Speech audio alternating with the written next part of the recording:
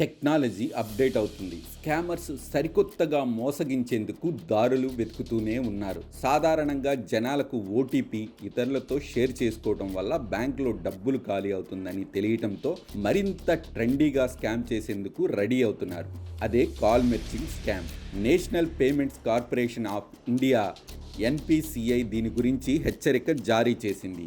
వినియోగదారులు తెలియకుండానే one time పాస్వర్డ్లు పంచుకుంటున్నారని, స్కామర్లు డబ్బును దొంగిలిస్తున్నారని సూచించింది. అసలు ఈ స్కామ్ ఎలా చేస్తారు? స్కామర్లు టార్గెట్ చేసిన వ్యక్తి నెంబర్ను స్నేహితుడి నుంచి తీసుకున్నామని వినియోగదారులకు కాల్ చేస్తారు. తర్వాత ఆ ఫ్రెండే మరొక నెంబర్ నుంచి కాల్ చేస్తున్నాడని కాల్ని మెర్జ్ చేయమని కోరతారు. అలా కాల్స్ మెర్జ్ అయిన తర్వాత బాధితుడికి తెలియకుండానే వారి బ్యాంక్ నుంచి చట్టబద్ధమైన ఓటీపీ వెరిఫికేషన్ని కాల్తో కనెక్ట్ అవుతాడు. దీని వలన బాధితుడు తను మోసపోతున్నానని గ్రహించకుండానే ఓటీపీని పంచుకుంటాడు. ఓటీపీ అందించిన వెంటనే మోసగాళ్లు లావాదేవీని పూర్తి చేస్తారు. బాధితుడి అకౌంట్ నుంచి డబ్బు పోతుంది.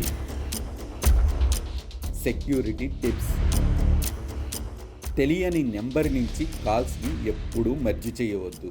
అలా చెయ్యమని అడిగినప్పుడు మరింత జాగ్రత్తగా ఉండండి.